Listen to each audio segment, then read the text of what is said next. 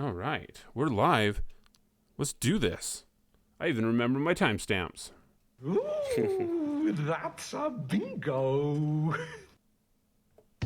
You are listening to the Freelancer Codex, a podcast brought to you by the Shut Up and Respawn Network. Welcome, everyone, to episode 163 of the Freelancer Codex podcast. I am your host, Steven, along with my co-host, Michael, and we are here on March the 10th of 2021. A lot of people are calling this Mario Day because the abbreviation for March is MAR, and it's the 10th, and if you turn the 1 into an I, it spells Mario if you squeeze them really close together. And for some reason, as humans, we like to do this weird thing with dates and saying, hey, look, it's Mario Day. Really, it's marketers that are like, hey, guess what we can do to sell some more stuff? Marketers are geniuses, Mike. That's what I'm telling you. Or they're evil, one or the other. I don't know if they're geniuses. I think they know that we kind of look for stuff like that. Well, they're like the first person, like who was the first caveman that was like, how can I market this rock to the cave over there? Like, look, this rock can beat up this saber-tooth tiger better than the rock you have. I mean, that had to have been it, right? I don't know if that's what cavemen were worried about. What do you I think money had to be a part of the ecosystem before people started marketing things. Maybe that's true. Well, anyway, this is episode 163, and we're here to talk about several things. First, we are going to do a deep dive into the season finale of WandaVision, episode 9. We are going to cap that series off with a pretty big deep dive into that episode, what we felt about it, how we felt about the ending, were we ultimately satisfied, were we ultimately let down. We'll do a bunch of that stuff. I would like to talk about a game that I have been playing, and we can talk about some news, or we can just skip the news entirely. But first, Michael, there's some people that we need to thank. Who are the people that we need to thank? We need to thank all the people that support us monthly in listening to the show and supporting the show through Patreon. I'm gonna get these terms right this time. So one of the patrons from Patreon is we want to thank Julius, Nathan B, Michael R, Trent B, Man and Steel, Scout 69, Dragonheart 76, Jeffrey H, the Gameplay Experience, RZ, and Phaedron. Those are our patrons who support us on Patreon, and we appreciate them and want to definitely acknowledge them and what they do for us and our small little endeavor here that we like to do that takes up a lot of our time and energy. We appreciate them, and we appreciate their support of our show. We do indeed. And if you too would like to help them, help us, you can do that at patreon.com/freelancercodex. Chip in $1, you can get access to the pre-show that we do. We talk about 15 minutes about random stuff. We talked a lot about the show Meat Eater today over on that pre-show. So if you are interested in that, then you can do it. If you're not, hey, the show will always be free. So you can just listen to us talking about random stuff all the time. And the space program. So if you like the space program, you ought to check it out. And if you don't like the space program, what's wrong with you? You still ought to check it out. You know, anytime I like... Because then maybe we change your mind about the space program. It's true. Anytime I look at tweets about the space program and there's always several people that are like, why are we not exploring the rest of the ocean? We've only explored 2% of the ocean. We need to explore more of the ocean before we go to space. You know what? It's funny because I think about that and I'm like, okay, let's just really think about this just think about it. Zero gravity in space, which creates its own problems, right? But there definitely isn't a chance of being crushed to death. And so far we don't know of anything in space that could swallow you whole. Not yet. And not yet, but we definitely know there are things in the ocean that could swallow you. I am kind of excited to learn. That. Yeah, I am kind of excited to learn about the things in space that could swallow you whole, though. But also, I don't think you are. I would like to know if they exist or not. I think that would be cool. I want to see what they look like. If they have the same, if whatever my brain is picturing of a monster that can swallow you whole that flies through space, I want to see if that matches up to what we find. It's a giant whale, or like a Chitauri whale, isn't it? Yes, it is. That's what you think is out there, don't you? Yeah, I definitely don't think there's just worms hanging out inside of asteroids that you can fly into. So then we have to think about this, right? Because the creatures under the ocean, like you've seen a cuttlefish, right? You've seen a cuttlefish outside of the ocean, Yeah. outside of that immense pressure, Uh-huh. and it looks just like a blob of goop, right? Yeah, it's So gross. you have to think opposite when you think of space, because there's no gravity in space. So there's nothing pushing matter together, or holding matter together, I should say, in like the way that we would, you stick your hand in water and you get all wrinkly and pruny, your skin's being pushed together. So what would a creature from space look like? It's got to be like the opposite of what it would look like in the ocean. So maybe a large, I don't know, what would it look I like? That's suspect interesting. I would suspect that they would be very crustacean-like because they built themselves a outer shell that can withstand the pressures of the vacuum. You think so? Big giant crab You think the creatures. bottom of the ocean and the outer space, the creatures are just like, yeah, we got one of those too.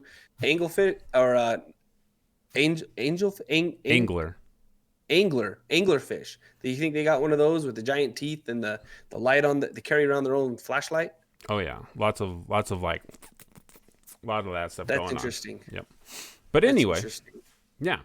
So let's go ahead and jump into what we've been up to, Mike. What have you been up to? Well, today was kind of a special day for one of the kiddos in my house. We had a birthday party. Our youngest turned a year older, and she's at that age where everything is just awesome and exciting, and it was fun to watch her reactions and see everything that she got to do. Squeal when she opened presents, and dive into the cake and have all that fun stuff. It's always fun to celebrate a little one in your life. So that was pretty fun for us. I had a pretty intense allergy attack over the weekend. I had to be outside on Saturday doing some work, and the wind was blowing, so I got into the dust and the gross. And so Sunday I felt terrible, and Monday I felt terrible, and going back to school yesterday I was not like coughing up a lung or anything like that, but I definitely did have a change in my voice. Everybody was wondering if I was dying, and I'm like, I felt like it, but no, I'm not dying. And so getting over allergies is always fun for me. It always happens right around spring break time for us, the March season change. It's not very fun right around this time. I definitely, my Google search is full of places to live if you have bad allergies, top 10 cities where the allergies are bearable, stuff like that. So I always think about moving around this time of the year because my allergies get pretty horrendous. Still playing Oculus, playing Mist. I'm getting through those puzzles. One of the things that I've learned is that those puzzles are long Yeah. and they're long, and it's go here, it's go there, now it's come back over here. And like when Destiny had puzzles like that, or collection quests or whatever, it didn't feel as long going from one side of the map to the other. But when you're in VR, and even though the island is rather small, man, it still feels like I'm traveling a long time, and it kind of takes a little bit out of me. Like I've mentioned before, I can only wear the headset about an hour. I'm building up to like an hour and a half right now before the back of my head goes numb. Um, so I'm definitely limited by that, but it's fun. It's just cool to be in a virtual world like that and interact with things. It's cool to see the payoffs when you do get to solve a puzzle. So that's always fun. Beat Saber, I picked up the Linkin Park expansion. Oh, I like nice. the music. Yeah, I like the music of Linkin Park. It's always um it what am I trying to say? I like it. You, That's what I'm trying to say. do you I remember don't know why like I tried to add another thing. I don't know either, but back in the day, like liking Linkin Park was like frowned upon. I don't know if you remember that, but liking them was kind of like the butt of the joke. Like, you like Linkin Park? I was like, yeah, I guess I've always liked Linkin Park, but for some reason it was like, I don't know if because they got really popular, so it was just not cool anymore to like the popular thing, and now we're finally coming back around to be like, oh yeah, Linkin Park's really good. But So it must be because you're slightly younger than me, because it was cool to like Linkin Park. oh The butt of the joke was if you said you liked Creed. Oh, and now it's Nickelback. The Nickelback has always Yeah. seems to have persisted throughout time though. No one talks about Creed Yeah. anymore, but everyone still knows like, oh, you like Nickelback. But I Well, want doesn't Nickelback still exist though? Because I know Creed doesn't exist anymore. Nickelback still does. Creed, Scott Stapp left Creed. I don't know why I know his name, and they became Velvet Revolver, right? I thought it was Velvet. Alter Bridge. Yeah, Alter Bridge. I'm thinking of another band that broke up and became Velvet Revolver, I think. Who became Velvet Revolver? I will find out. But first, while I find out, Myst has there's probably takes a long time to walk around because before times you would just be like, I'm gonna click a couple times here through these screens. I'm gonna end up back here. But in VR, you're probably having to walk through everything. Like, okay, move back here, move past this slide, move past this slide.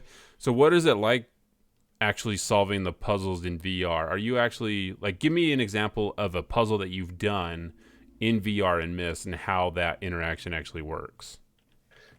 So Steve, it's a lot of levers and buttons, right? Because that's so far right now. That's kind of all you can do in VR. Maybe I shouldn't say that. Maybe that's all I've experienced in VR. So lots of levers. So lever up, lever down, dial right, dial left, push buttons in a In a sequence? in a certain sequence, right? But And I guess that's what the that's original it. Myst was anyway, but now you're just Yeah. actually able to see it. Do you remember there was I don't know if you've gotten there before, but this is a room that actually gave me nightmares, and I'm trying to think if it was in the original Myst. I think it was, or if I'm thinking of Riven. But So I haven't had nightmares yet, so I Yeah. don't think I've gotten to that room yet. But I was also very young. There's a room where there's a taxidermied ape head on the wall. Nope, haven't gotten there yet. Okay, so be prepared for that because the music in there was the music was super creepy. It just gave this tone of, and right when you walk in there, it's like boom, there it is, and it's just like kind Nice. of, and I still remember that as a kid being creeped out about it. So one of the things that the Oculus features is motion tracking of your hands, right? And so that's kind of a neat feature. It's not supported in all the games that they do, but I think the next evolution of VR would be to maybe replace your grips, your static, use these triggers, use these thumb button sticks with a glove of some type that can then really track movements. So Um, there is a prototype that they've been showing off for the last couple of years that is a glove apparatus that has a Okay. bunch of steel rods and actuators on the back of it. So if you actually go to hold a baseball bat, the actuators will activate and prevent you from closing your fist all the way. It'll close and those steel rods will tighten down so that it feels like there's resistance and you're actually holding a baseball bat.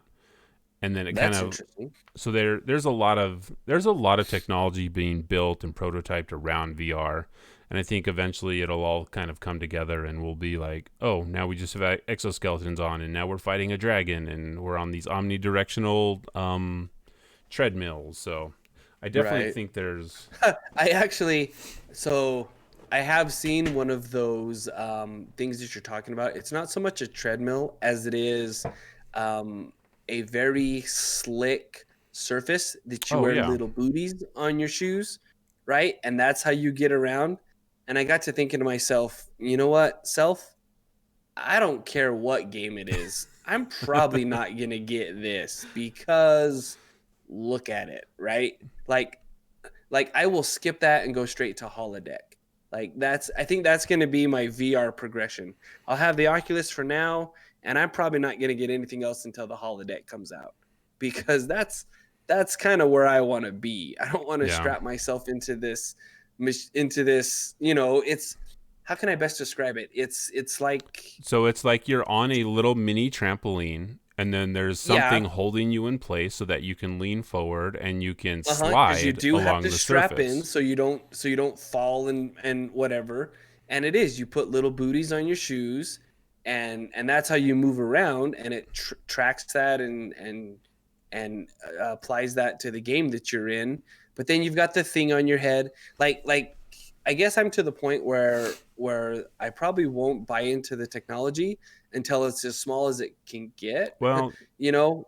it's either holodeck or Matrix, right? We're either being Yeah. projected in a room where hard light can be created, and now all of a sudden you're on a boat, or you're jacking in, and then you're jacking out, and then I'm Yeah, going to please stop don't- the joke. I'm going please to don't stop the use joke. that. Okay, I'm going to stop the Please joke. don't use that. So Yeah, don't use that. So Velvet Revolver, yeah, really quick, Velvet Revolver was an American hard rock group consisting of Guns N' Roses members Slash, Duff McKagan for the bass and backing vocals, and Matt Sorum drums, and alongside Dave Kushner rhythm guitar, and formerly of punk band Wasted Youth, and Scott Whalen, lead vocalist, formerly of Stone Temple Pilots. So they were an amalgamation. It's like they put a bunch of rock groups into a blender, and that's what came out. Velvet Revolver. And that's what came out, Velvet Revolver. Yeah. So That's funny. That's funny. And then, like I mentioned, just to finish up, we've got spring break coming up, so that's exciting time for our kiddos. We get to take some time off, not have to do too many things. We might take a trip. We might get out of town, find a beach somewhere. That's always fun to do. But yeah, that's about all we're doing. Soccer is kind of getting back in the swing of things. It's fun to watch Kibosh play soccer, and then baseball should be starting up soon for Luke, and so there's definitely activities for the kids that take up a lot of our time, which is good. I enjoy watching the kids play. It's definitely very cathartic for me just to watch them go out and have fun and be kids. So very cool. that's what I've been up to this week. Steve, what you been cracking at? I will tell you. As we all know, in the last couple of weeks, I have been in a video game slump. I'm pleased to announce that I have broken my video game slump, and I finally found something that I've been really enjoying playing, and it's very possible that it actually might be up and running right now, and I've been playing it during the podcast. But I would never do something like that. I would definitely focus 100% on everything that everyone's talking about. But are you winning now then? Dude, so this is the farthest I've made it so far, and I'm like, I can't turn this off right now because I'm finally at the first boss, so I'm just going to have to pause it. Okay, I want to talk about Loop Hero. Loop Hero is from the team called Four Quarters team, and it's published by Devolver Studios. Okay, so this not to be confused with the Velvet Devolver, right? So Devolver Studios, they broke up. A bunch of them, people from Blizzard, V1 Interactive, and other people became Velvet Devolver Studios. Nice. Okay, so this is from the website, and I'll read a little bit of it. I just want people to understand what this game is. So the Lich has thrown the world into a timeless loop and plunged its inhabitants into a never-ending chaos. Wield an expanding deck of man, I'm going to struggle with this, Mike. I can do this. I promise. Hold on. All right, here we go.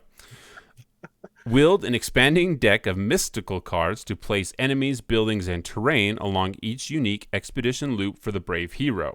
All right. That is the synopsis of the game.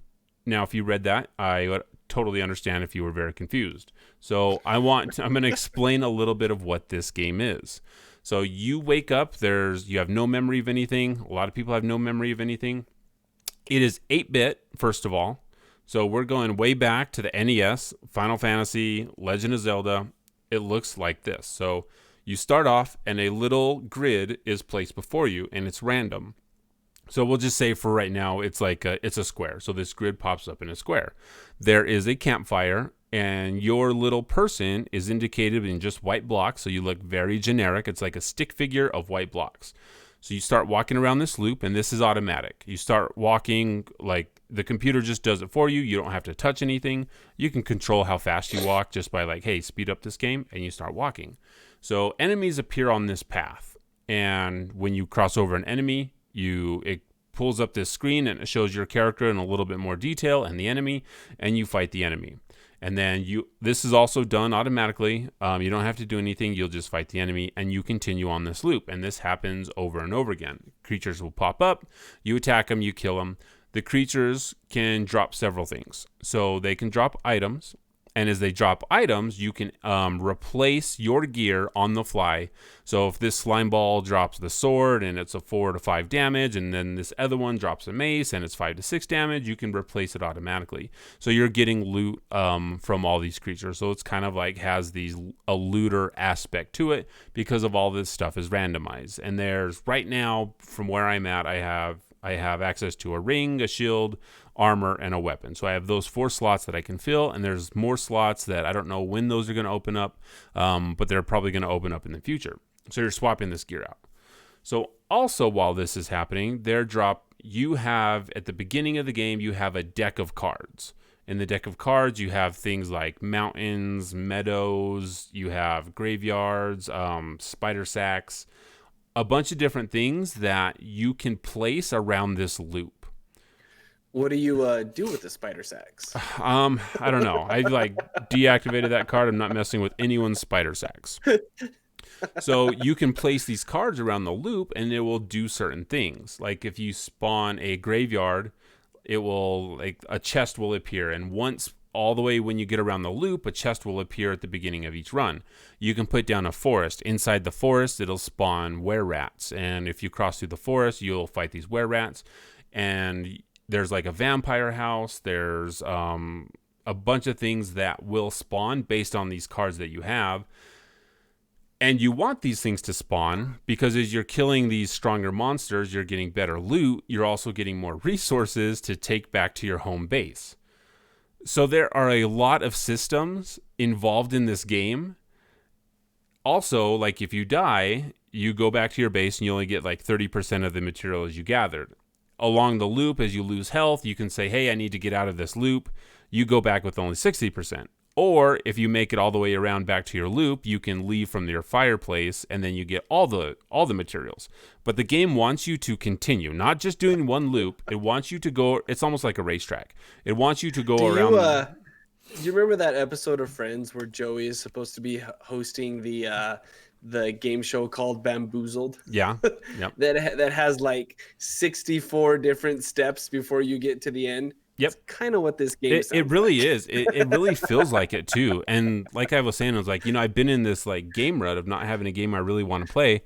And this one that comes along and it's like, what is this? And I'm like really, really into it. And I'm just like all the way in because of all the different systems that there are. Because this game is a roguelike. If you die, your loop resets. You have to do everything again from the beginning. Get your gear back. Build up the loop again. Get all these materials. And even though it's like punishing to die, it's still satisfying because you take these materials back to your base. Oh, I can build a blacksmith. This will give me this. I can build an apothecary, and now I get like potions that'll help me out. Oh, I can build a farm, and it's going to give me this. Now send me back to my... So it's Minecraft. Very similar, yes. So then you build your deck. You're like, okay, because I built this in my base, and I now have access to these cards, and this card does this. This card does this. So now you're like doing a miniature deck builder, which is like, so you're doing that, and then you're back in the loop, you're getting gear, you're killing things, you're seeing how far you can push it. Right now, like I'm at the end, like there's a bar that fills up that tells you how long the day is, and eventually there's a bar under that that tells you when the boss will spawn, and it takes a really long time. So when that finally fills up, the boss is going to spawn, and this is going to be the first time I've ever spawned the boss because I've never gotten this far. And I'm like, okay, now I got to do this. I've got to make sure I have enough health at the end for when I get there. I think I might actually be able to defeat the boss. So there's a lot of systems in place, and it's, for some reason, it's like really, really satisfying. I think partially a lot of it's like the nostalgia hit because it reminds me of Final Fantasy on the NES. It reminds me of The Legend of Zelda. The music is really good. I don't think the writing is very good. Like I think there's some translation issues. Like the story is kind of generic and throwaway, but the whole loop of the thing, and there's so much going on. You know, when you're like playing SimCity and you're seeing all the cars go through all the roads and you're just like, so much is happening. So you feel like you have done a lot. There's that aspect to this at all because there's enemies everywhere. You're going through, you're fighting, you're switching out gear, trying to maximize like how much health you have. It's a really cool game. It's on sale right now on Steam for $12. and I've been like playing a ton of this game, and it's difficult. It's not easy, or maybe I'm just an idiot, which is very possible.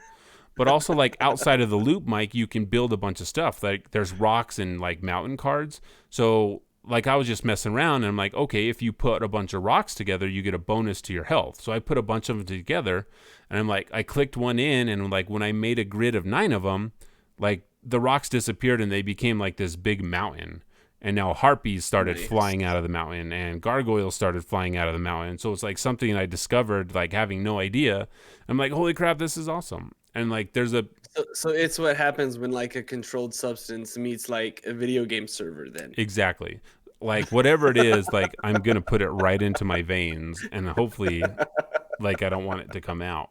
But it's got its hooks in me. Again, it's only $12. Like I highly recommend it to anyone, even if you don't like it. Like I don't know, get a refund. It's $12. But I'm having a ton of fun with it. Like I've barely even scratched the surface because I'm really bad at it. Like part of me wants to go like do all this research and find out like what are people doing to win, but then the other half is like why? It's like I'll experience this on my own. If I discover secrets, cool. If I don't, whatever. I'm like having fun with it, and it's really cool. And that is Loop Hero by 4 Quarters Team, and that is available on Steam. Like this game could be on an iPad. It should be on my phone. If it was on my phone, I probably wouldn't get anything done at work. But yeah, Loop Hero is really cool. I'm really excited about it. I'm excited to play more. I'm excited for this podcast to be over so I can finish my first run and finally.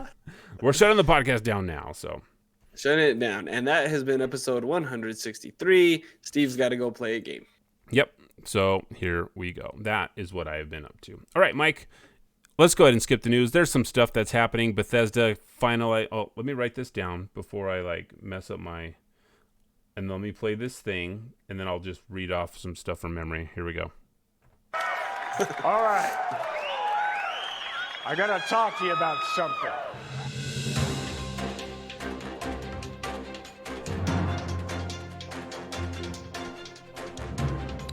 So this just in, Loop Hero. You know what our you know what Justin Timberlake has to say about Loop Hero?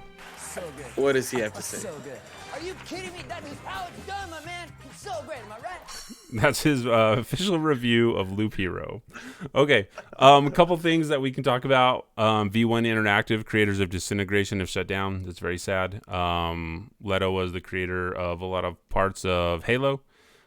Disintegration was an interesting concept. Came out to a lot of mixed reviews. Not a lot of people played it. I just think it was the whole first-person grav cycle, wall-controlling dudes was just something that people weren't really into. So it's unfortunate. I feel very sad for V1 Interactive, but they have shut down. Oh, man. Yeah. So Bethesda finalized their deal. There's a lot of people talking about Bethesda. There's been some really weird takes about some of the IGN people were like, yeah, Microsoft should shut down the Avowed team and just work on Elder Scrolls, which is like, whatever, IGN. So that's happened. So Microsoft's going to have a lot of exclusives that they can play around with. They probably won't all be exclusive. I don't know why they wouldn't get people into Game Pass, and then you'll be playing all the games for Bethesda. And there's some other stuff going on. But really, that's all the news that we're going to touch on because we want to talk about WandaVision. And it turns out, Mike, we usually talk about an hour and a half of WandaVision. So I've got some Loop Hero to play. So let's burn through this WandaVision, right? We can do it. Let's do it. WandaVision. Strap in. This is season finale. All right. At the beginning, I would like to say that there will be many spoilers. We are going to go over everything that happened in episode 9, titled Season Finale of WandaVision. We're going to go through scene by scene. We're going to go through line by line. We're going to dissect.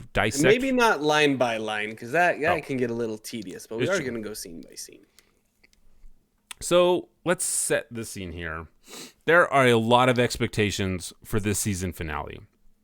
There has been rampant wild speculation, which is my favorite type of speculation, because conservative speculation sucks, because who cares about conservative speculation? Yeah, I think Wanda's going to probably live at the end. She'll probably be in the episode. I think Vision will be there. Vision will probably have some lines that he says to Wanda. That's probably my best prediction. Yeah, forget that noise. We're talking wild speculation. We're talking Galactus eat the world speculation. We're talking John Krasinski show up as Mr. Fantastic speculation. All right. So in part 1 of episode 9, we open up. This is just after Agatha has revealed herself or Agnes reveals herself as Agatha Harkness. She's a witch. She's been alive for a really long time. Burn her. She's not a witch. I'm your wife. And Wanda and the boys or Agatha has got the boys tied up with her little magic-y spider things. And Wanda goes out and she's like, yo, what I do? So Wanda frees the boys and sends them back to their room like any mother would do. I just freed you. Any good mom would do. Now please go back to your room. Wanda hits Agatha with a blast of her red power, and Agatha makes this noise that I had to capture. That's sounds like a good video game noise. Or like someone in a fighting game throwing a fireball. So when you do your down forward B attack, it sounds like this. I could be an audio designer. So I like it. Yeah. So we learn a little bit about Agatha and what she's up to. So Agatha's like, yo, this is my deal. They take power from the undeserving. It's kind of my thing. So Agatha, we already know that thinks that Wanda is undeserving of her power. So what do you think, Mike? Do you think Wanda's undeserving of the power? Do you think she should have it? Do I think she's undeserving? I don't think she's undeserving. I think she has shown that she can use it to great effect for good and for evil. I think that the way that she got her power, it was kind of right. Because last episode we kind of quote unquote learned that she was a baby witch who then had her powers enhanced. So someone born with powers probably isn't undeserving of them. She's a mudblood. Someone who versus someone who maybe had their powers forced upon them against their will. But I don't think she's undeserving. She definitely is uneducated in them. Yeah. So then Agatha proposes a trade to Wanda. She says, hey, give me your magic and I will let you keep the hex and let you keep her family. So Wanda's like, no, I don't think so. She throws a car at Agatha and we get the cool little Wicked Witch of the West boots sticking out from underneath the car, which I thought was pretty funny. And then Cataract's vision. I'm going to call him Cataracts instead of calling him White Vision. I think because, he was codenamed Cataracts. And I think that's like, okay, we'll just call White Vision Cataracts because I think that's kind of clever. So we'll call them Cataracts because there's a lot of vision on vision action in this show. And if you're into vision and vision action, then don't search that on YouTube, okay? Then this isn't the podcast for you. No, it's not. So Cataract shows up and Wanda's like, yo, you're the vision. And he comes up to Wanda and takes her in between her hands and starts to crush her head. And Cataract says, and I was told you were powerful. Which is kind of scary. But this part is weird for me, Steve, because Vision shows up not looking like any of the Vision that Wanda has ever experienced before, and she doesn't I just lost the word I was gonna say. She's not like, yo, what's going on here? Yeah, she doesn't immediately destroy him, right? She's like, oh, it's you, but any fool can see that it's not him. So anyway, that was.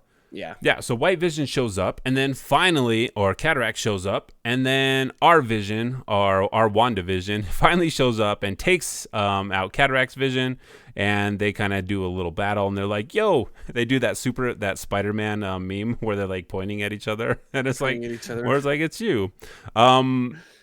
So then after this, I wrote this down because when Vision saves Wanda from cataracts, Wanda does the superhero landing. So this is the second superhero landing of WandaVision, and I'm surprised we only got 2. We should have got more. So Vision throws cataracts into an RV, and I don't know if a lot of showrunners or a lot of people in television know that RVs don't explode like they're packed with 4 tons of C4, but this one certainly did. Most RVs probably have a little bit of propane on them. I don't know. How much propane does an RV need? Maybe a 10 gallons at most of propane. And generally, If that, right? yeah, generally propane does not explode like that. But anyway, it's just something I picked out. So then they start fighting, and then Wanda and Agatha have a quick chat. Vision. I should have told you everything. The moment I realized what I had done. It's all right, Wanda. I know why you made this world, but this... I can fix it. Can you? Yeah, so Wanda and Vision have a quick chat. And Vision is finally realizing, like, okay, like, I don't belong here. Something's up. I probably not going to survive this. He kind of already knows what's going to happen, which is kind of sad for Wanda, because this whole show has kind of been about grief and despair and like how broken Wanda actually is. And I don't know if the show did a great job like lining all of that up from the beginning, because in the last 3 episodes, it's really kind of like hammered that home. Like, Wanda's pretty broken.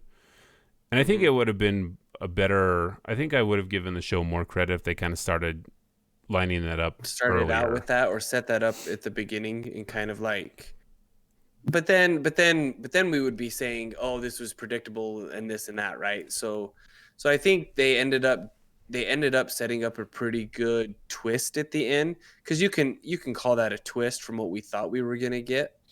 So I think in that aspect they did a decent job here. Yeah, and I definitely like the relationship between this Vision and Wanda. Like Paul Bettany and Elizabeth Olsen, I think, really make this show shine. I think if you took the show and replaced those 2 actors with different characters, like there's no way that it has this level of impact, because I think they did that good of a job of kind of like nailing their characters and who they are. Yeah, so while they're fighting, Monica is kind of trapped in this room, and she's trying to get Wanda's attention, which I'm like, why are you trying to get their attention? You see they're doing battle. Like, I don't think Wanda's just gonna like come over and say, yo, what's up? So anyway, Wanda tries to get her attention while in the home of Pietro. Pietro knocks her to the ground, uses powers, smokes her. Vision and Cataracts fight a little. Everyone's favorite director, for some reason, has Jimmy brought to him. I'm going to go out on a limb, because like my wild speculation that there was 2 hexes, because everything that was happening outside of the hex was so dumb that no normal person would do that. I believe it still continues into the season finale, even though we know now that there were not 2 hexes. But for some reason, unbeknownst to anyone, there's no explanation, there's no dialogue, there's nothing that would make Director Haywood call for Jimmy Woo and be brought to him. Yeah. In this scene, I will paint the scene for the people that are driving down the road, or they're like, jogging and listening to the Freelancer Codex. Jimmy is brought to Director Haywood, and Jimmy's like, you'll never get away with this, as if the director didn't even know why he was there. Like, there's the conversation that they have doesn't mean anything. There's a cell phone on a desk in front of Jimmy. There are 2 guards behind Jimmy. There is 2 people in front of Jimmy. He sees it ringing, and he moves up to it, and he steals it. There are 2 people behind him watching him steal a ringing cell phone. It's a ringing cell phone that no one is paying attention to, and Jimmy pockets it. I've lost so much sleep over this scene. But remember that at this point, he's also handcuffed. Handcuffed. He has to do a backwards steal where he sits on the table.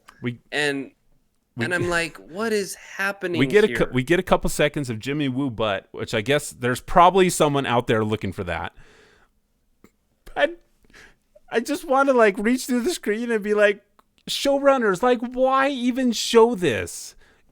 It serves 0 purpose except to be like, he got a cell phone. Like, you could have said he's magic and he flipped a cell phone out of his hand.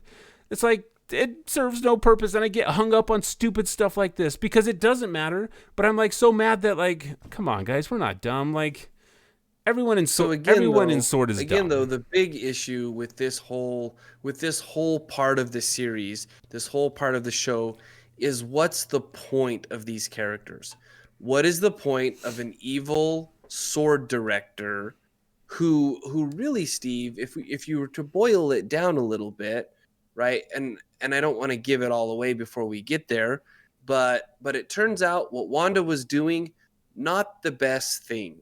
So having this sword director come in and try to break in, capture Wanda, defeat Wanda, stop whatever it is that she's doing, it doesn't necessarily come out of left field. It kind of makes sense that you would want to try to do that. But it just wasn't done properly, because really at the end, all he's boiled down to is evil plot character C, right? He doesn't even merit like even a final tie-in at the end of the series. He's just kind of carted off, and nobody really says anything. No, you're right, and it's important to like point that out, that like Hayward like wanted to stop Wanda. Ultimately, he's right. Mm-hmm. But as we like have kids, like, and any adult knows, like, or any, if you see a chimpanzee outside in the street with a gun, like, there's ways to deal with that. Yeah. Like Hayward's way Instead to of just blowing up the chimpanzee. I guess you could deal with like that would deal with it, unless the chimpanzee was magic and could like, you know, take over your mind. But like, you don't just be like, oh, we tried to shoot her. I don't know. And we'll talk about other things in there. Like Hayward was right; she needed to be stopped. But the way he was written, the way he went about every single thing that we did was so dumb. Like, there's no way the way you become. that we were taught to look at him as the audience, right? Right. He was the bumbling evil guy that was just the evil guy, so that we could have this other group of Jimmy and Darcy and Monica be the antithesis to him and be the protagonist to his antagonizing. And I'm like, is that really what this is? That's who he is as a storytelling device? He's just the guy that Jimmy can ultimately get a gotcha moment on, but right? Because after he steals the cell phone and he calls somebody, right? Again, who did he call and why does it matter? Because I don't recall anybody notable showing up. But anyway, he steals somebody, and then Steve, this is the move that I love. This is the move that I love in every movie. Let's take this guy who we know is going to be a threat, who we know should be watched all the time, and you know what? Let's put him in a corner of a barn and let's immediately turn our back on him. Yeah, because that makes sense. So that makes sense. We've gotten to the point where, as audience members, we have seen this trope over and over. Story writers, showrunners, please understand that it's time to put that to bed. Okay? You have to be more clever in your writing to figure out how said character is going to either communicate with the outside world, get him at. It would have been such a better payoff, Steve, if Jimmy was able to use some of his up close magic that he obviously learned, that we got in episode 1, that he got from having his interactions with Scott Lang. It would have been a much better payoff had he done some sort of distraction, misdirection to get a message out, instead of, all right, now I'm going to hide behind this bale of hay. I'm going to use this safety pin that all FBI agents carry around in their back pocket because of course they do. Like you do. And I'm going to use this safety pin to pick a lock behind my back on a pair of handcuffs. Because what FBI agent doesn't know how to do that? Oh yeah, I'm going to use this phone that's not mine, that is unlocked all the time, because people do that in today's world, is leave their phone unlocked. And I'm going to call somebody who's going to answer this number. Do you ever pick up a number that you don't recognize? No, Ever? my phone automatically sends it to junk mail. Exactly. So who's going to answer that call to begin with? And who's going to be like, all right, Jimmy called me, I guess I better come. Yeah.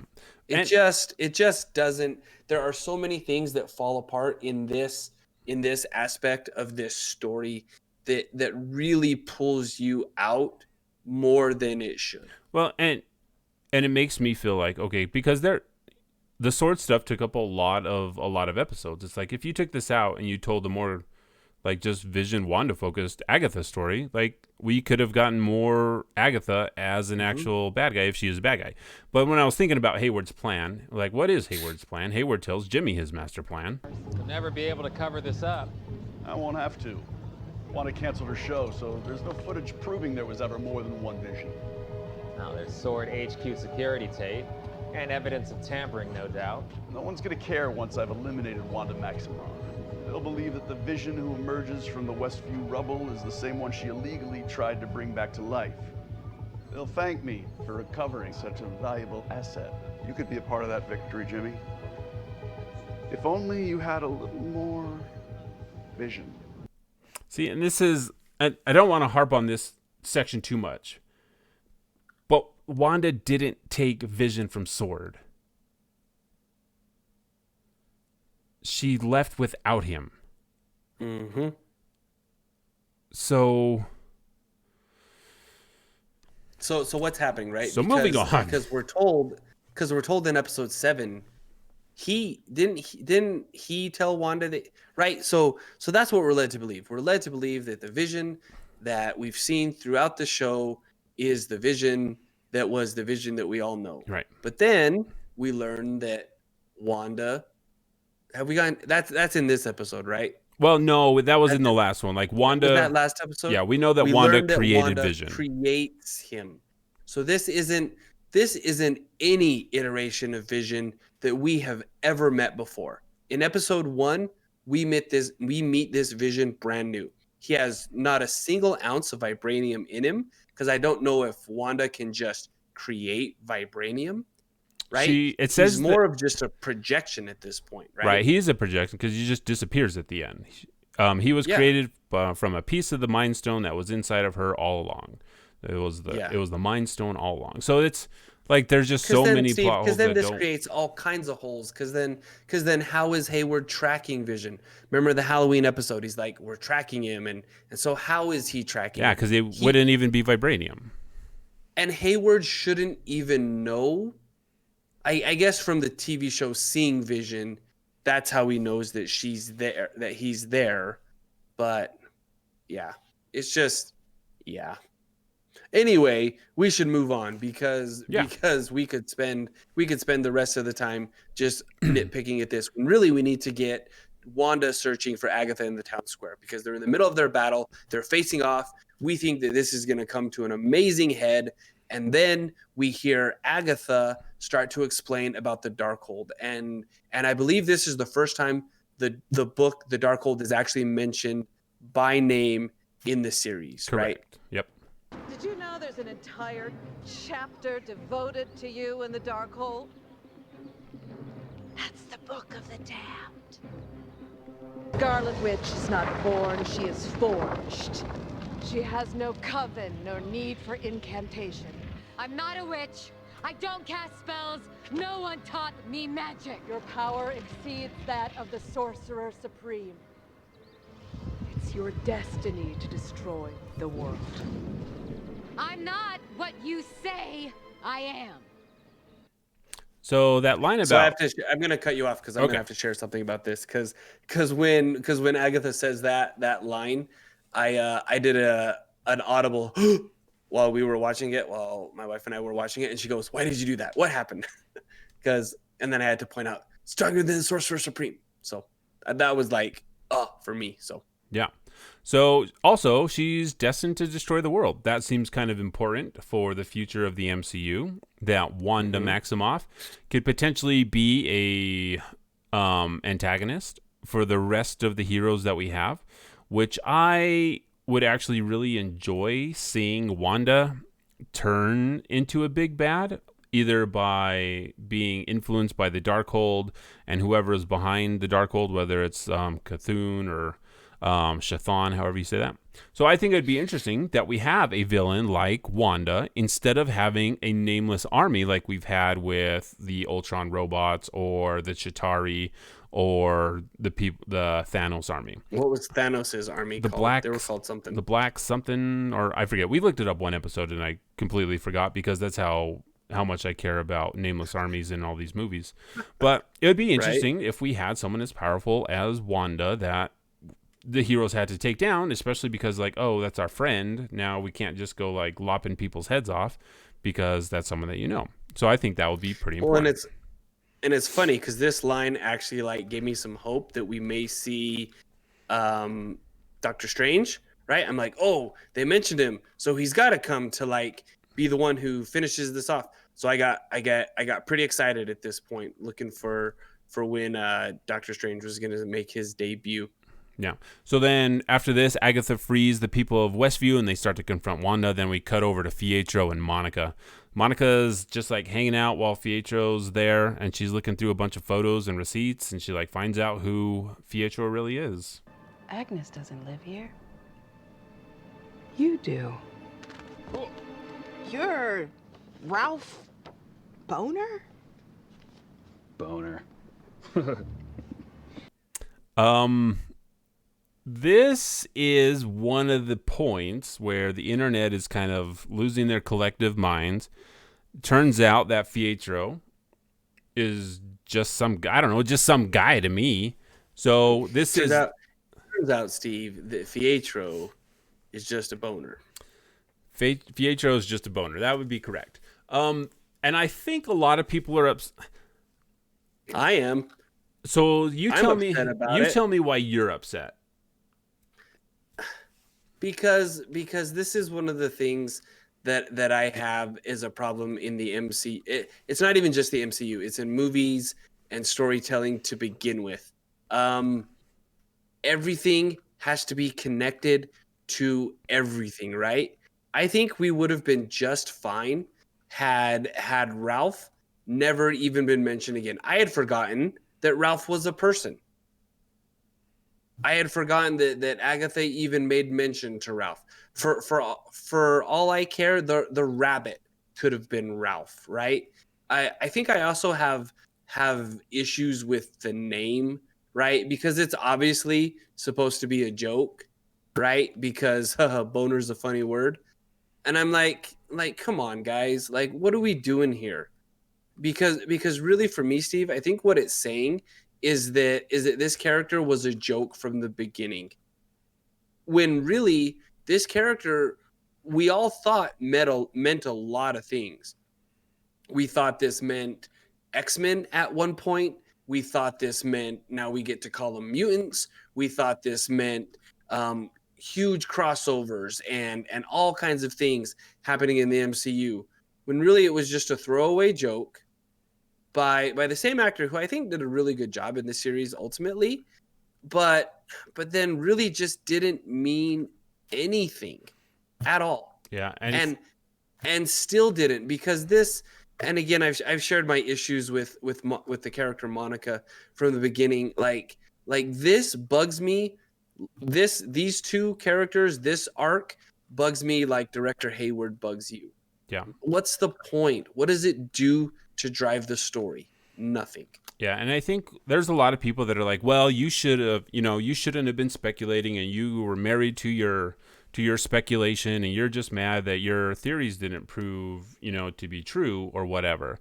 And I think there's some of that, whatever. Like I'm not too, we know, like we've been wildly speculating about things like forever that like, yeah, it's cool when our stuff is proven correct, but when we're wrong, it's like, okay, we were wrong. Like half the fun is like having these wild speculations, even if they turn out to be right or if they turn out to be wrong. However, in this instance, the only reason you cast this actor is because this actor played Quicksilver in another property. Yep. You knew what I was when you picked me up, to quote a famous thing from our childhood. Yep. The writers knew that we would take this reveal, and it was meant as a big reveal. It was the last shot of an episode. It was a cliffhanger of all cliffhangers. One of the coolest cliffhangers, I think, in recent TV history. Like, it's a cliffhanger that I was like, it got me on my feet. I was like pointing at the screen, like Spider-Man doing the Spider-Man thing. Like, I think it was really well done. Like, the payoff isn't very good. And I do kind of feel like a little betrayed that, like, oh, that was it? Because there's no reason other than getting your fan base riled up and excited about the possibilities. There's no reason to cast this actor as this character. You could have gotten the original Pietro. And if you got the original, you could have gotten SHIELD agent number 2 from what you call it, from Agents of Shield Ultron, or right? from whatever. And really, like someone was saying, like someone was like, well, we needed Wanda to believe that was him so that we would believe that was him. It's like, no, you don't. Like, you could have written a different storyline. Like, if this was going to be your payoff, I would not have written that storyline unless I was going to pay that off. Because otherwise, it's like a pull the rug out from under your audience. And especially, like, in the middle of your season finale, I was like, seriously? Like, and that's in the middle of the, I'm supposed to be like, oh my gosh, here we go. That train's supposed to be rolling down the tracks, ready to run into the wall where everything explodes, except someone pulls the brakes like right in the middle. And I'm like, okay, I guess. Because you're right. He like did a great job as Pietro. It was like perfect. And if he would have like been like, yeah, I'm Quicksilver. Like, okay, that's cool. We've got Quicksilver back in the MCU in this form, and there's more possibilities for more crossover. Because right now, it's like that's kind of a shutdown of mutants and like the other realities coming in. Anyway, we can and really ultimately, it's a shutdown of one of the coolest aspects of the show that you've got going. Yeah, I agree. So then Monica's like, hey, what's going on here? She tosses the fake speedster to the floor, removes the necklace, and now they're no longer being controlled. So we cut to Billy and Tommy. They're like, yo, we got to go help Mom over at the town square. There's a bunch of stuff going on.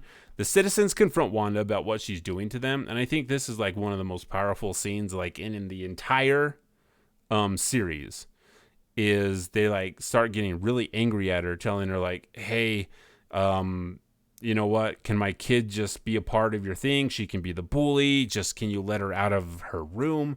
Like Wanda is kidnapping and entrapping like hundreds of people and their children in Westview.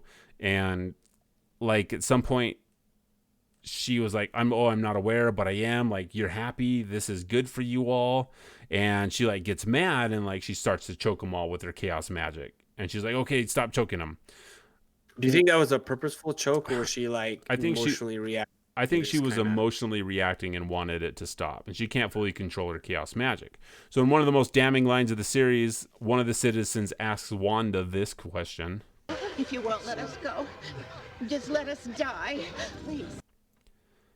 Which, you can be on that fine line of whether Wanda is a good guy or a villain. But when you hear that from the people around her, that's like, can you just let us die so we can stop this?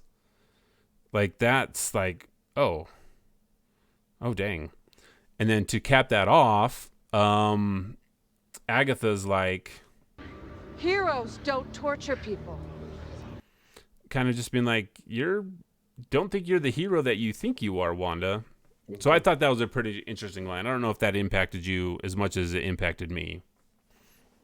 Not as much as it impacted you, but I definitely think that once we get to the end, it's definitely going to play into like my overall kind of philosophical, emotional, maybe not emotional, but just my philosophical thoughts on it, because no matter what your intentions are, people really don't have the right to hold other people physically hostage, A, emotionally hostage, B, and bend people to their emotional games, as it were, so that they can live out something that they think is what it should be, or to live out something that they have in their mind as, no, this is what everybody else has, so I'm gonna have it. And I think that is a sentiment that I think really resonates pretty hard with you.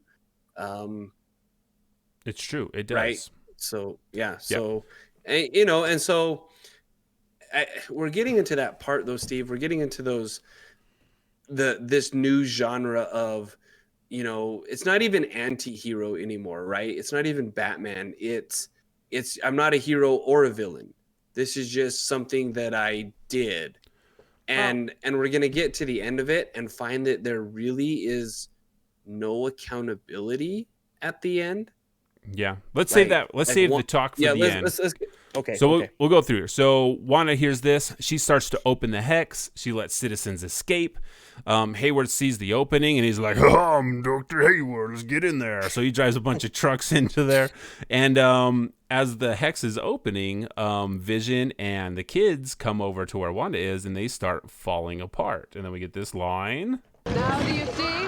You tied your family to this twisted world, and now one can't exist without the other. Okay, so now Wanda's got to make this decision. Do I bring down the hex and lose my family?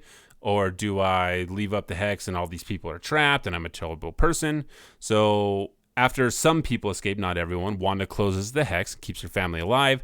Sword is able to get through. Cataract shows up, and then we have an incredible moment where Vision shows up, Wanda shows up, Billy and Tommy are there, and they're like, all right, let's do this. And then we get this line. Listen, boys. Your mother and I never really prepared you for this. But you were born for it. I partially love this line and partially hate this line. I love this line because it's a cool thing to say. You were born for this. And they're like, yeah, let's go fight. That part of it I love. The other part was like, I don't think they were born for this. They weren't. They weren't So, born for it. So that's a weird line. So I'm just gonna. So from showrunners, I'm gonna give you a bit of a tip. Okay. From now on, and please follow this for the rest of eternity. Before any group goes into battle, the only thing you are allowed to say is for Frodo, and that's it. And we'll know the emotional impact, and then we can go with it. That's all what you can do from now on. Let's go ahead and practice this. Listen, boys. For Frodo. Yep. Yeah, you made it better. There you go. Now we're going for Frodo. So Vision and Cataracts battle in a library, which is cool because battles in libraries are always fun because papers are flying all over the place, destroying a lot of books, makes me sad. But anyway, they do that.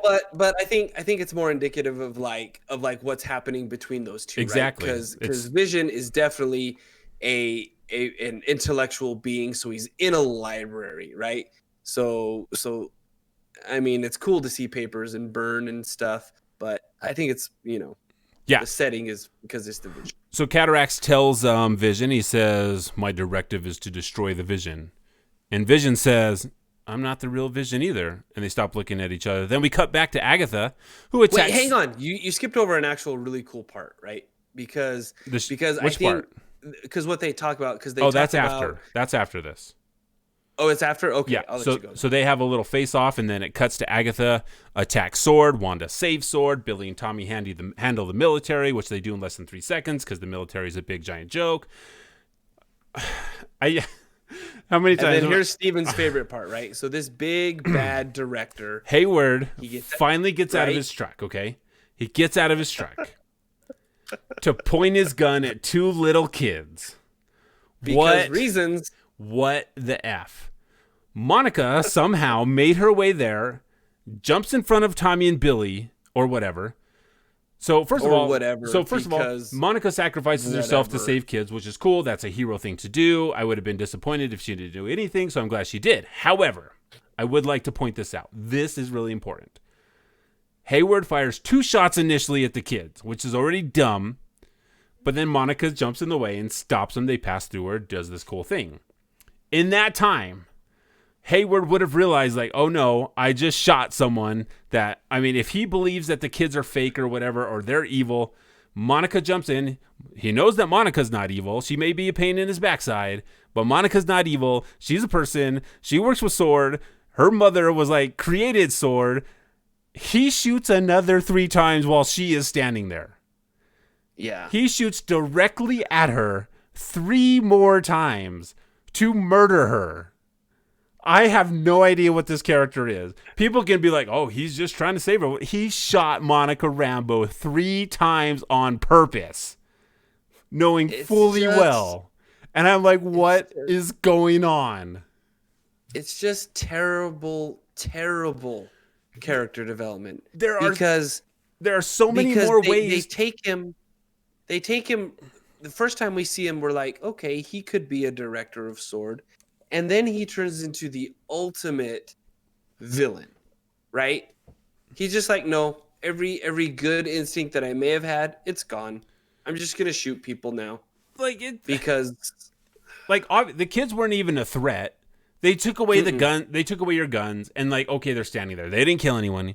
They didn't hurt anyone. They took some dude's hat, so you could say that they stole property of Sword or whatever. And like, but But these two kids, right? They disarm 15 military soldiers, right? Agents of Sword, take their guns, render them incapable. So this guy comes out and he's like, I got this. I'm going to use my gun and it's going to work. Like, he didn't think that they were going to stop his gun. I don't know. It's just, like it makes zero sense, and it frustrates me so much. So Monica's like, "Whoa, cool trick, kid," and he's like, "Cool trick too." I mean, this is a way to show off Monica's powers, which I guess. But there's so many cooler ways to show off Monica's powers.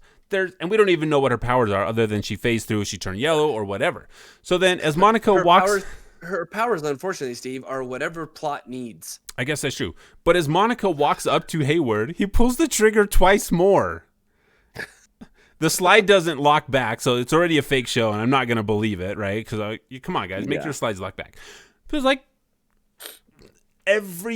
if you did one of those cuts of a movie where you removed all the dumb stuff, and you removed everything from Sword, and you just put everything in Westview, the show would be 4 times better. And I really like the show. Anyway, Hayward jumps in the truck. He starts and to leave. nothing would be lost. No, nothing would be lost. Everything would still make sense for the purpose of the show. So Hayward jumps in the truck, pieces out. Darcy shows up and hit him with a funnel cake and says, "Ha, have fun in prison."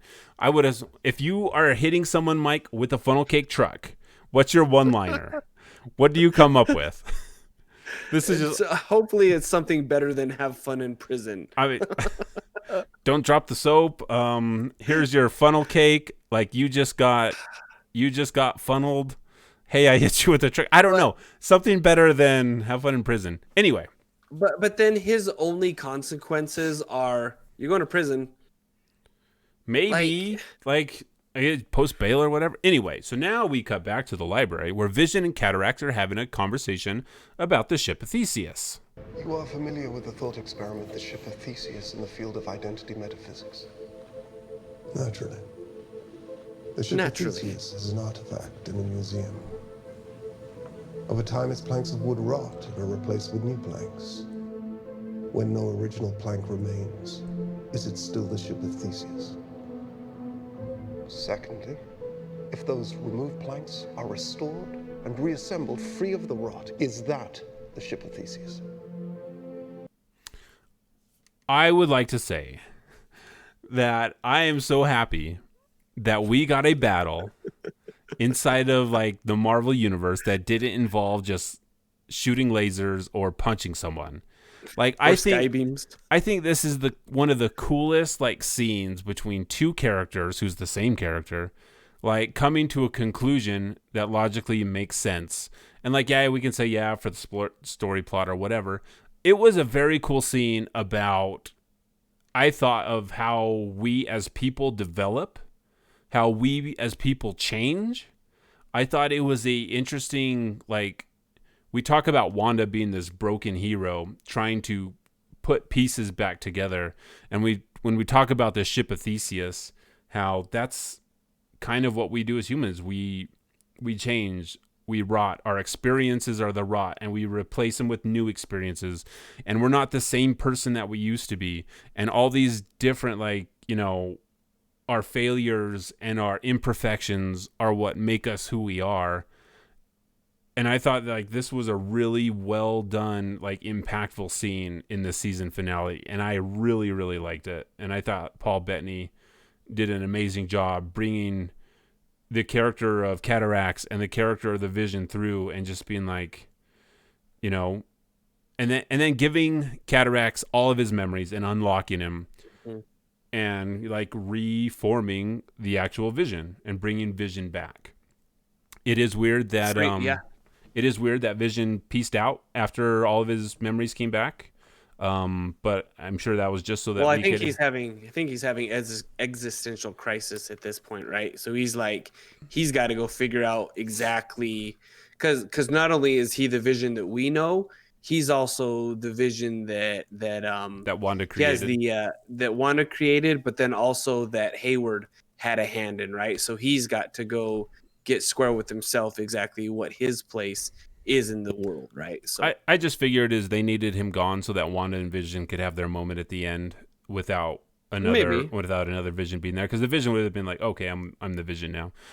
That was just my thought. So then Cataract pieces out, and Vision goes outside to help Wanda, and then Wanda pulls an Age of Ultron trick and gets inside of Agatha's head and takes her back to 1693, where she's being killed by the Coven. You see the difference between you and me. So you did this on purpose. So now when Wanda delivers this line, I'm like, I don't know. Like Wanda's kind of a liar at this point, because she did partially do some of this on purpose, because she could have stopped at any time once she realized what was happening, but she didn't. So, I mean, she's trying to shoot some blame off, which I guess is natural for people to do when they realize that they've kidnapped hundreds of people and don't want to go in jail and like face the consequences of that. So Wanda seems to think that she's like has the moral high ground. Does she though? Probably not. So the zombie witches wake up and they turn on Wanda, and Agatha's like, yo, I told you. And zombie Evan Nora Harkness gives Wanda this title, which I thought was interesting. Harbinger of chaos. So I thought this stood out to me for some reason. So I went on to the Marvel Wiki, and there actually is a Lord of Chaos in the Marvel Universe that kind of has a long history of like, there's kind of this balance of control and chaos, and there is a Lord of Chaos. So I'm wondering if somehow maybe eventually like the Lord of Chaos will come into play into the MCU. And the Scarlet Witch is kind of the harbinger, almost like the Silver Surfer is like the Herald of Galactus. So maybe something similar like that. But who knows? They could have told us this, and it could have just been an all lie, and it's really all fake, and Fiatro doesn't really mean anything. So, but Agatha says that her spell can't be undone. It will always be broken. This world you made will always be broken. Just like you. And this is one of those things that got me thinking about just like, you know, we're all broken people. And I think it's more interesting. Like you were talking about, you know, like what kind of heroes do we have? Because we have people like Steve Rogers, he's like the Boy Scout, right? Mm-hmm. And then we've got Tony Stark, who was obviously very flawed.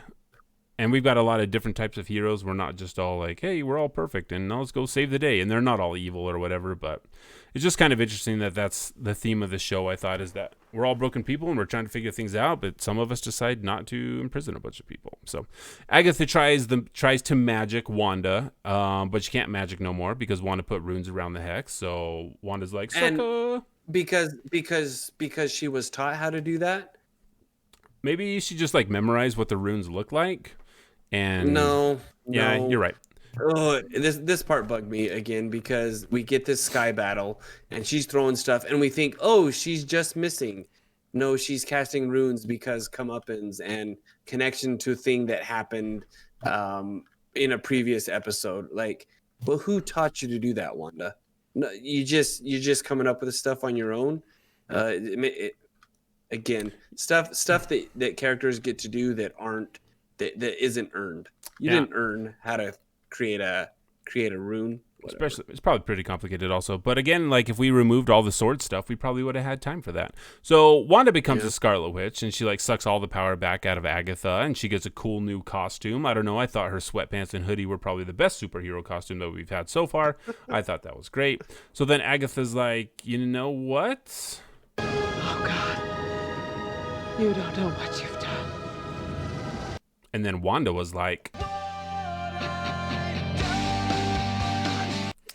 and that's my Linkin Park joke for the episode.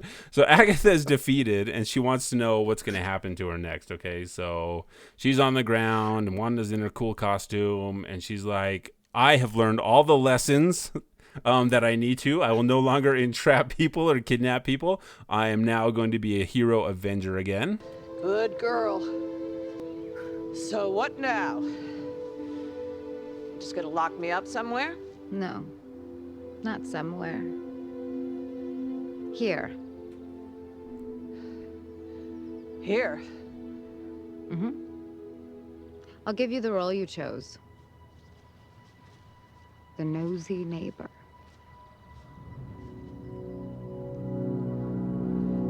No. Please. I'm sorry. No, you're not. You're cruel.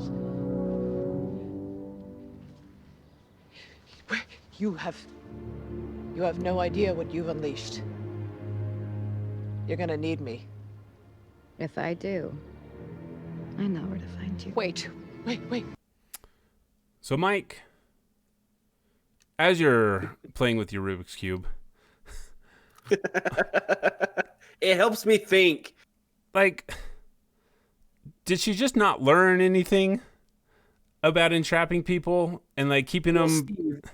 Steve, you've forgotten that she has to stay there because obviously she's going to be a setup for something, and that's what I'm learning is that the Marvel movie isn't for the movie that you're watching now. It's for the movie that you're going to watch next, right? Everything is a setup for something. And because I guess Agatha was bad, it's okay for her to be kept captive because she was bad. So was she bad? Was Agatha bad? There was definitely something that she was trying to get from Wanda. For what purpose, right? She didn't want to take all of Wanda's powers because she wanted to start her own cooking channel. Maybe she wanted those sweet subscribers and just making bank. I don't think that's what it was. I mean, so the only thing so if we look at Agatha, she trapped Bonerface, right? And tried to get some secrets out of her, took Wanda back on a path of discovery, seeing how broken she is, and then was like, I just really want your powers, and she's got the Darkhold, so maybe that makes her bad. But, I mean, like, Wanda just, like, learned a lesson of, like, I shouldn't entrap all these people, but then she does it right away to Agatha. Like, she doesn't know if Agatha deserves it. Like, I mean, maybe, I'd get mad if someone came up and choked my 2 kids also. Like, that would make me mad. But I don't know. It's just so weird that they're like, all right, now you're going to be trapped here. You're going to stay in Westview. Like, no one knows her in Westview. No one even knows Agnes in Westview. And now she's just going to be hanging out homeless, living in Boner's place. Well, yeah. And then if you look towards the end of the episode, and we'll get there, right? So after, because this is all going to tie in at the end. So after Wanda tells Agatha that she's going to stay here, no one will bother you. Vision knows. Wanda starts to collapse the hex and everything starts to return to normal, right? So this is kind of the part where it breaks down for me. We have this emotional moment where Wanda's putting the kids to bed. She knows that it's the last time that they're going to see him. Vision is there. They know what's going to happen. They know what's going to take place. So they say goodbye to the boys. There's an emotional moment. They go downstairs. Wanda and Vision have this great kind of, talking. Farewell. Talking. They have a great talking. Oh yeah, great talking. They have some great dialogue. And one of the really cool lines is that, we've said goodbye before, so it stands to reason that we're gonna say hello again. Like that's kind of a neat line. And then the entire hex disappears, which leads me to think, okay, so now this whole experience, all of it is gone, but Agatha is still under the control, and again, like, who's she being a neighbor to? Because then Wanda pieces out. She just leaves. Not before she goes and walks up to Monica to talk to Monica for some reason. There's no other reason for her to walk back into the town. She could have left from her home, but she has to walk back into town, see all the people around her, talk to Monica. And she owes Monica nothing. No, she doesn't. There's absolutely nothing. And then Monica says to Wanda, they'll never know what you sacrificed for them. It wouldn't change how they see me. And I'm like, what does that mean?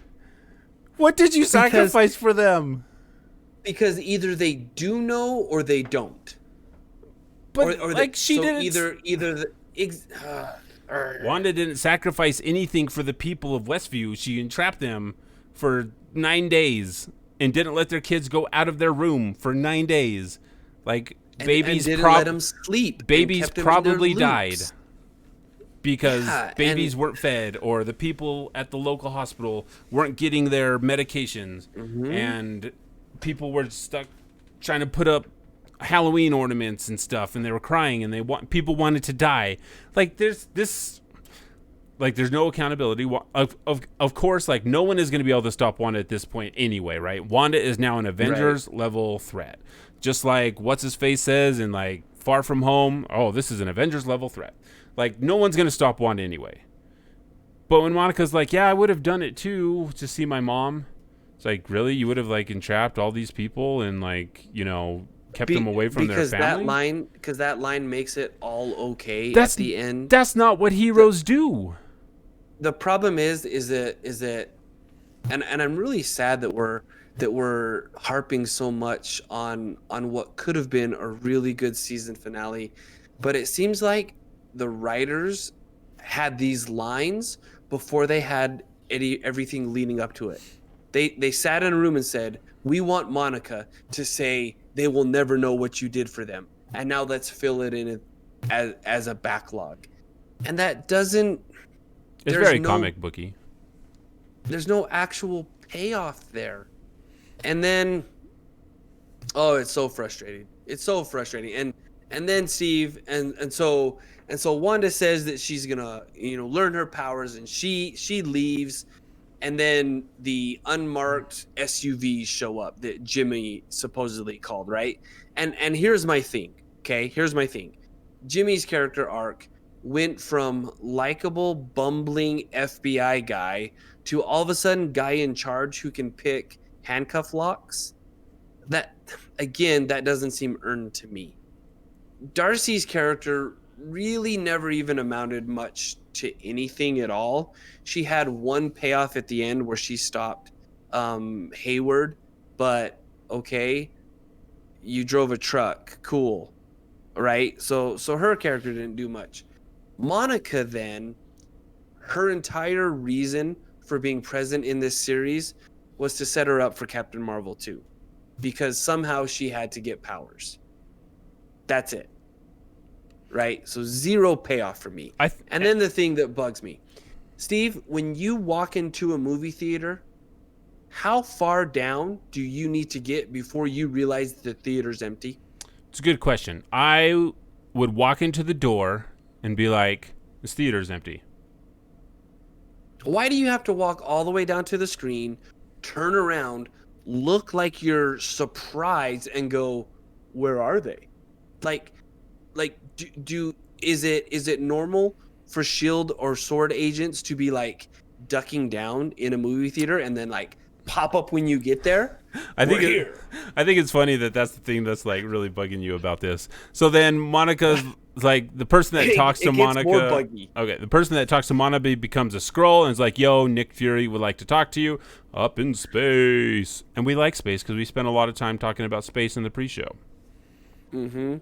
Right. And again, to tie up her arc for me, completely unearned, very one-dimensional character, just like Captain Marvel was in her movie. Hasn't earned anything up until this point. Not looking forward to Captain Marvel 2. Thinking of like as we talk about Monica's character, like it would have been much better if she had her like own 3-episode miniseries that just focused on her and her story. Mm-hmm. Because like having her in WandaVision, like they're like you keep saying, and like it sucks because this is how you set up a character, and maybe like most people won't even come watch WandaVision, although it's one of the most watched streaming shows ever. Like it's not an interesting way to set up the character because, oh, she went through the hex, she has powers, and now she's going to go. It would have been cooler if Jimmy Woo and Monica like had to go solve an actual crime or find an actual missing person in their own 4-episode series where they could have the spotlight, they could do the investigating, they could show us like what their real skill set is, other than, well, I don't even know what their skill set is because we just didn't have one. Plot device. Yeah, instead of Plot just device. Instead of like just like let's move from point A to point B to point C, and eventually we'll end up at the end, regardless of anything that we have done.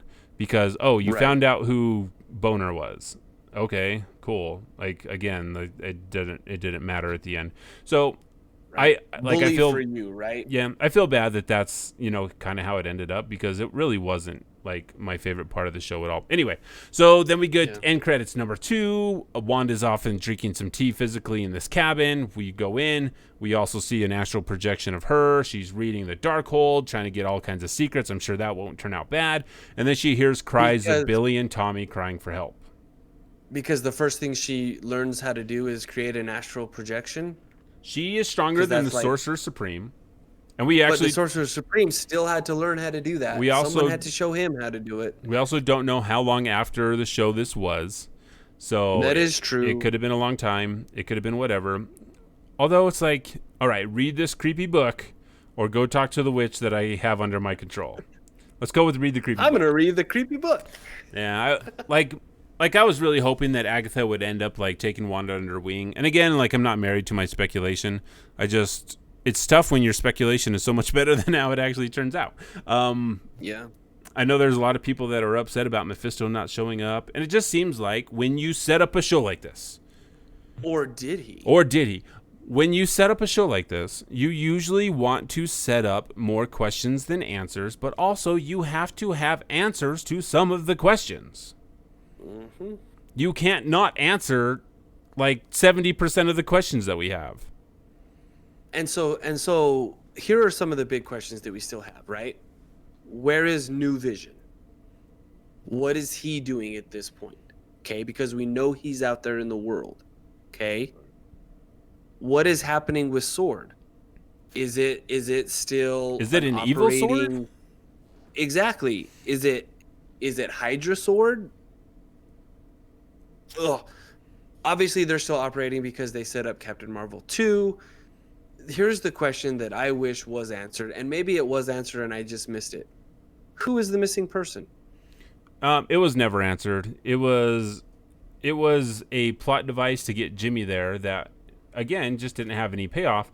But it's also something that it's I don't know if you necessarily have to pay that off, but you can't leave a question like that. That was the impetus for this. That was the beginning.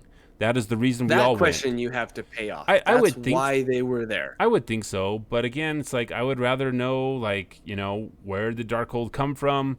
Why? What is the Scarlet Witch? More than just, it's super scary.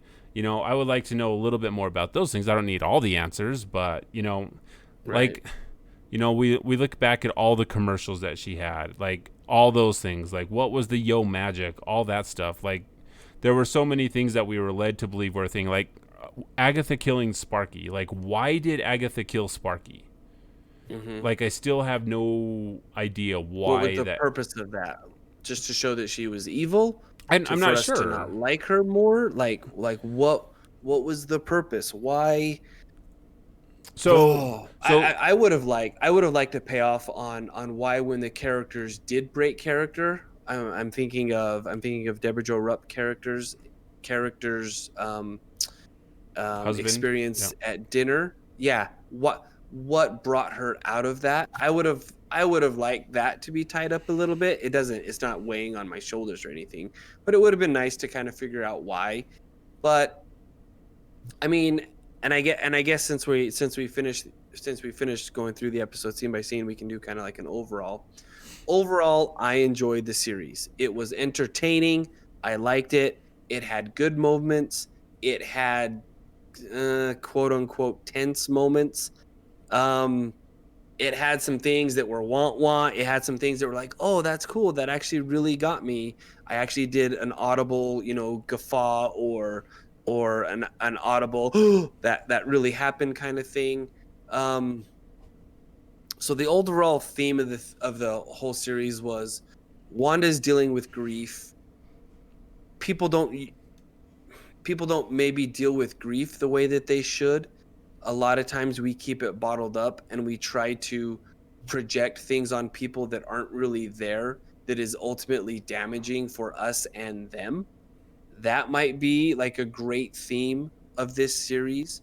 And knowing that, it may be good to get help where needed, right? Because there's a lot of times where if Wanda would have picked up the phone and called Hawkeye, so many things would be different right now, right? So like maybe that's one of the things. Get help if you need it. It's tough to know when you need help, though. I think is what another one of the themes was, and I think a big thing is also that no matter how hard you try, it's pretty wrong to try to control someone and make someone do your bidding. Like that's not okay in any way, shape, or form. A person shouldn't have that kind of power over someone else's life to make them either exist or not exist, right? So was it okay for Wanda to bring Vision back? He didn't want to be back. They hammered that point home pretty hard, that in Vision's living will, he didn't want to come back. He didn't want to come back as a weapon. Well, but then you can kind of read into it as like he had made a decision. I would assume no matter how he came back, he was brought back in a way that against his will. He didn't choose. Yeah. Even if it was something that he wanted, right? But then also, so Wanda can't create life, but create these things, but people can't also destroy someone's life without, like, you don't have that power either, right? And I think it kind of fits really well, and what I'm pulling from it, just I can understand it and enjoy it from that aspect, but I do see the flaws and the holes in the Swiss cheese of the MCU, and I hope it gets better, because now in 9 days we get Falcon and Winter Soldier. Because now, what is that going to look like? Am I nervous now for what that's going to turn into? A little bit. Am I speaking in the third person? Yeah. Yeah. Am I answering my own questions? Sure. Yeah, I could answer some of them too. But one of the things that I am excited for, because I also overall enjoyed this show. I enjoyed the speculation of the show. The, what could happen, what's this, what's that. Like, I enjoy that stuff. And maybe partially my disappointment in the finale is because it is over. And because this was very much not a pointing to look at that sign over there, it's referencing this. And maybe that's part of my disappointment with the finale, that all of that's gone. Now it's just like, hey, this is the end. Like, all of your speculation either added up to this or it added up to nothing. So I understand that that's partially it, because I really love just like talking about, oh, this could be this and this is cool, because that stuff is fun. Like, we have talked about this show like a lot, and it's been a lot of fun to speculate and talk about the things that we enjoyed, the things that we didn't enjoy. I think this was a great first outing for Marvel on Disney Plus for a limited series. I hope that they see this, and whatever Winter Soldier is, they're like, we could do more of this. Like, I think it'd be cool to get smaller series with different characters. They don't have to, even if they're like D-tier characters, tell me a story about, Ghost Rider or whatever, or something just out there that, yeah, you're probably right. But they're, we could get more stories. And again, like you said, Mike, they don't all have to tie in to the greater MCU. Like, when we always talk about Star Wars and like, can we have a story without a Skywalker? Huh? Can we do that? Like, there would be some really cool things you could do without tying into everything that's happening in the MCU. Do we need to know the origin of the gold dice that hang from the rearview mirror in the Millennium Falcon? That I didn't even recognize ever as a kid growing up. They just kind of, oh, there's dice now. Anyway, the answer is we don't. Yeah, I'm excited for Falcon and the Winter Soldier. I'm excited for the Loki series with Owen Wilson. And you know what? We will deep dive into those, and we will speculate into those, and we will be ultimately disappointed when all of our speculation turns out to that we were completely wrong, and we'll be fine with that. Or we will enjoy it if there isn't crappy writing. That too, Mike. And with that being said, this has been episode 163 of the Freelancer Codex podcast. Like Mike said, all of us are struggling with something. We're all a little broken inside. And that's okay. None of us are perfect. I know it's easy to compare us to other people who seem like they have all their crap together. They probably don't. We're all dealing with our own demons. We're all fighting them as best as we can. We're all dealing with them as best as we can. And let's just try to lift each other up and help each other out and not add to those problems. I tell my kids all the time, let's be problem solvers and not problem creators, and stop creating problems for other people. So anyway, thank you to, if you're still listening, thank you. You're awesome. You're amazing. We love you. We really do. And we'll see you next time when we talk about Falcon and the Winter Soldier. Oh, there's supposed to be one of the behind the scenes. Before then, though, right? Yeah. Well, it's next week. Actually, yeah, we probably. Is it really next week? Yeah, it's next Friday. So probably, I'll be here Wednesday. Probably no episode next week because I will be gone. Oh man, what am I going to do? Am I going to have to monologue? They caught me monologuing. You may have to monologue, or you could take spring break off. I like Just this saying. plan. I like this plan. But until next time, there is a WandaVision like behind the scenes thing that's going to drop that did like the Star Wars treatment where they showed off everything and talked to a bunch of people. So that's supposed to drop pretty soon. I'm excited for that because I want to hear that. So, all right, everyone, we'll talk to you later. And I'm going to end with this awesome punch from Agatha. Bye. You are listening to the Freelancer Codex, a podcast brought to you by the Shut Up and Respawn Network. That was the opening. I pushed the wrong button. See you later, Twitch.